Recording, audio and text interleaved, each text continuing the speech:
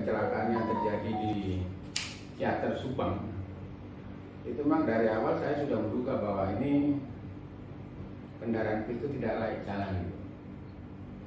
Saya bisa menyimpulkan demikian karena pada saat di perjalanan ada beberapa indikator yang mengarah bahwa kendaraan bis tersebut tidak layak jalan. Pertama, bahwa sudah mengalami suatu perbaikan sistem rem itu 2 kali. Kemudian juga saat perjalanan pernah juga mesinnya itu mati juga. Kemudian setelah saya melihat daripada data-data yang kita dapat bahwa gearnya tersebut sudah mati juga. Gearnya udah habis? Ya, udah habis dari mulai Desember 2023 itu. Kemudian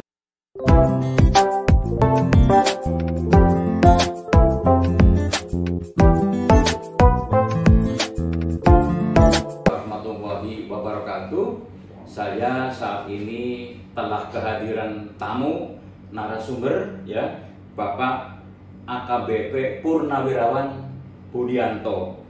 Beliau adalah pengamat transportasi yang sering tampil di televisi, di media, dan beliau juga pernah menjabat sebagai Kasubdit Gakum, ya, di Direktorat Lalu Lintas Polda Metro Jaya. Nah, saya akan berbincang-bincang mengenai kasus kecelakaan yang menimpa siswa-siswi SMK Lingga Kencana Depok, ya. Mereka menggunakan bus Putra Fajar untuk acara studi tour atau acara wisata keluar kota dan mengalami kecelakaan di Subang, Jawa Barat pada 11 Mei 2024. Korbannya cukup banyak, ada 9 siswa, 1 guru dan 1 warga setempat. Nah, tentu ini harus menjadi pelajaran untuk kita semua, terutama masyarakat transportasi. Pak Budianto, analisis Bapak terhadap kasus kecelakaan ini bagaimana, Pak? Ya, pertama tentunya gini, saya ikut prihatin dan saya terus menyampaikan belasungkawa atas korban daripada kecelakaan itu. Kemudian bahwa kecelakaan yang terjadi di Ciater Subang, itu memang dari awal saya sudah menduga bahwa ini kendaraan itu tidak layak jalan. Saya bisa menyimpulkan demikian karena pada saat di perjalanan ada beberapa indikator yang mengarah bahwa kendaraan bis tersebut tidak layak jalan. Pertama, bahwa sudah mengalami suatu perbaikan sistem rem itu 2 kali. Kemudian juga saat perjalanan pernah juga mesinnya itu mati juga. Kemudian setelah saya melihat daripada data-data yang kita dapat bahwa gearnya tersebut sudah mati juga. Gearnya udah habis? Ya, udah habis dari mulai Desember 2023 itu. Kemudian pertemuan terakhir ironisnya juga bahwa kendaraan tersebut sudah mengalami suatu modifikasi dari bis biasa menjadi high decker. Dan pada saat mungkin proses daripada modifikasi itu kan ada suatu tata cara mekanismenya. Ternyata bahwa seharusnya pada saat kita melakukan suatu modifikasi itu pertama harus ada rekomendasi dari APM. Kemudian harus ada izin dari perhubungan. Perhubungan. Kemudian pada saat kita melakukan suatu modifikasi, ada suatu perubahan tipe, itu harus melakukan suatu uji tipe ulang dan termasuk juga melakukan suatu registrasi dan identifikasi ulang. Ternyata itu tidak dilakukan gitu. Sehingga saya menyimpulkan bahwa saya menyarankan kepada pihak penyidik untuk melakukan suatu penyidikan secara komprehensif. Jangan hanya berkutat menyalahkan supir, tapi pihak-pihak yang terkait itu harus diminta keterangan juga gitu.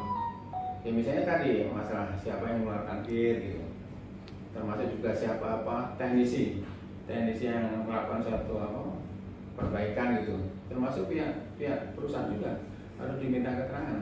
Kan kita nggak tahu apakah supir itu mengoperasionalkan kendaraan tersebut atas kemauan sendiri, rutin gitu, atau mungkin ada pihak-pihak yang mungkin menyurat memerintahkan gitu. Sehingga nanti bisa aja kalau dia supir sudah tahu kondisi kendaraan tidak layak jalan, kemudian mungkin ada yang memerintahkan dan sebagainya, itu dari aspek hukum bisa dikenakan juga yang menyuruh memerintahkan gitu. Oke Pak, jadi dugaan kuat adalah faktor kendaraan itu sendiri yang tidak layak, kemudian juga usianya sudah tua, ya Pak?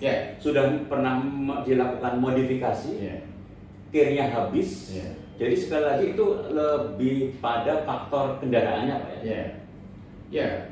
Ya pertama faktor kendaraan, termasuk kalau begini, kalau kita melihat daripada penyebab kecelakaan lalu lintas, itu kan ada 4 penyebabnya. Pertama adalah manusia, itu human error itu. Kemudian kedua adalah kendaraan. Kemudian ketiga adalah jalan, termasuk ketiga adalah lingkungan. Seandainya itu memang ada kendaraan tersebut tidak memenuhi kelaikan kendaraan, seharusnya sopir yang sebagai yang bertanggung jawab untuk mengemudikan kendaraan harusnya pada saat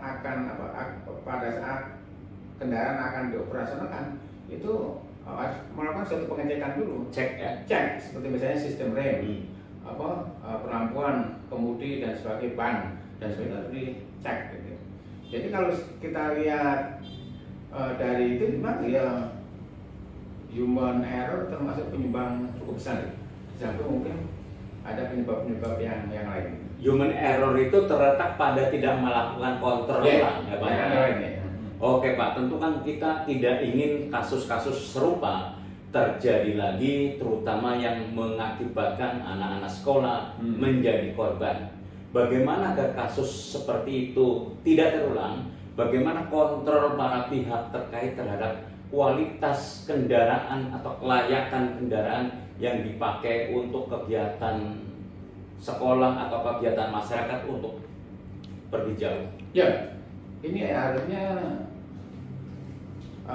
tanggung jawab kita bersama. Tanggung jawab kita bersama dalam arti ini, bahwa si penyewa tersebut sebelum menyewa kendaraan, pertama cek dulu bahwa perusahaan tersebut memiliki izin atau tidak. Dokumennya dicek ya? Dicek. Kemudian yang kedua, persyaratan teknik dan layak jalan kendaraan harus dicek betul gitu. Bagaimana untuk melakukan suatu pengecekan, saya kira banyak akses lah. Mana bisa menanyakan Pak bagaimana kirnya, kemudian kir ya. Kemudian di perusahaan tersebut diberlakukan SMK atau tidak gitu. Kemudian cek kendaraan, karena menurut peraturan Menteri Perhubungan bahwa setiap kendaraan, terutama angkutan umum juga, bahwa setiap kursi itu harus dipasang seat belt gitu, sabuk pengaman gitu. Terus keempat, cek ada surat perintah tugas enggak? Karena saya yakin bahwa surat perintah tugas dari perusahaan PO bersangkutan ya. Saya yakin bahwa untuk menjaga nama baik dan sebagainya, pada saat mungkin perusahaan memberikan surat perintah tugas, tidak akan sembarangan menunjuk mungkin sopir. Pasti adalah sopir yang betul-betul sudah memiliki suatu kompetensi, memiliki SIM dan sebagainya. Gitu. Terus Pak, sebenarnya siapa sih yang punya tugas tanggung jawab untuk mengawasi kelayakan setiap kendaraan yang beroperasi di jalan Pak? Polisi kah, Kementerian Perhubungan kah, atau siapa lagi Pak? Ya, pertama bahwa setiap angkutan umum itu kan ada suatu kewajiban sesuai dengan peraturan perundang-undangan bahwa setiap 6 bulan sekali harus dilakukan suatu uji berkala. Uji berkala itu meliputi pengecekan secara fisik secara keseluruhan, baik itu sistem remnya, kemudi, alur ban dan sebagainya, termasuk landasan dicek juga. Ini adalah tanggung jawab daripada Kementerian Perhubungan. Kemudian yang kedua juga bisa adanya suatu kolaborasi antara pihak kepolisian dengan perhubungan untuk melakukan suatu pemeriksaan di jalan. Itu juga salah satu. Juga bisa juga melakukan suatu audit gini.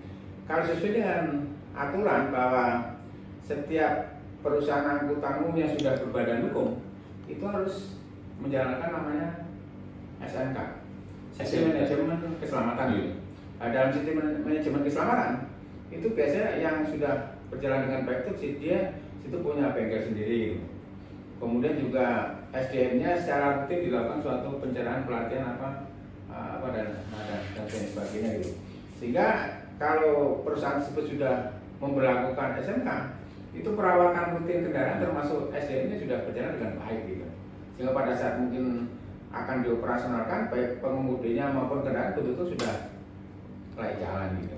Dan bisa dipastikan. Bisa nggak kita minta Polri dan juga perhubungan melakukan audit terhadap perusahaan-perusahaan angkutan yang terdaftar begitu? Jadi auditnya itu sifatnya baik di jalan maupun di pangkalan-pangkalan kendaraan mereka, Pak. Bisa. Ada tugas-tugas rutin ya yang dilaksanakan oleh kepolisian maupun dinas perhubungan. Ada juga tugas-tugas pemeriksaan secara gabungan juga. Ada tugas-tugas juga yang bersifat mandiri, misalnya dari acara-acara seperti hari libur nasional dan sebagainya. Biasanya dinas perhubungan bergabung dengan polisi juga melakukan suatu rem cek atau inspeksi mendadak di terminal-terminal untuk memastikan bahwa kendaraan yang akan dioperasionalkan betul-betul layak jalan gitu.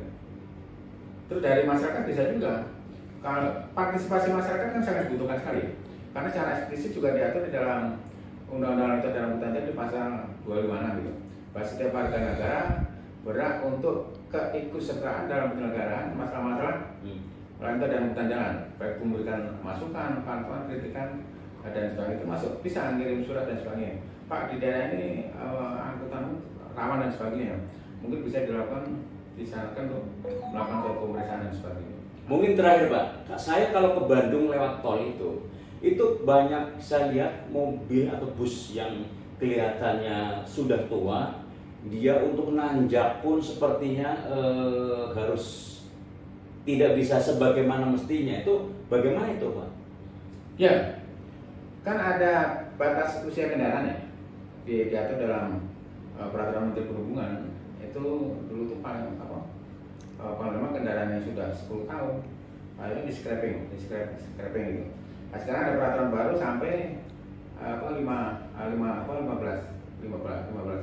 tahun gitu. Tapi saya yakin seandainya masing-masing pemangku kepentingan bertanggung jawab di bidangnya masing-masing, misalnya tadi setiap angkutan umum setiap 6 bulan sekali harus dilakukan suatu uji kir. Pada saat uji kir semua diperiksa gitu. Kemudian juga menjalankan SMK secara baik. Saya kira bahwa masalah-masalah tadi kendaraan mungkin tidak bisa naik dan sebagainya, ya kemungkinan kecil tidak terjadi gitu.